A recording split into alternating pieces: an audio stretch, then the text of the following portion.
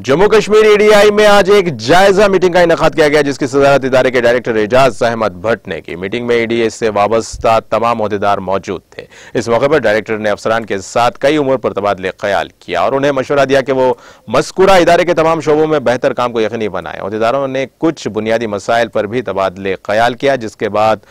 Director ने हकीकी मामलात का नोटिस लिया।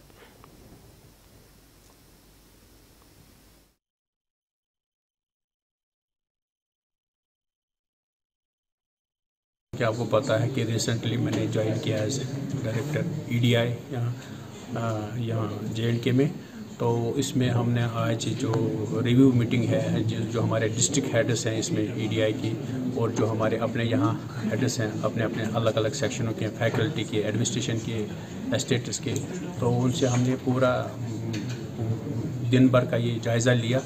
हर एक सेक्शन का अलग अलग से, कि हम कैसे अपने वर्क कल्चर को इम्प्रूव कर सकते हैं, और जो हम डिफरेंट यहाँ ट्रेनिंग्स और डिफरेंट स्कीम्स हम करने जा रहे हैं उनको हम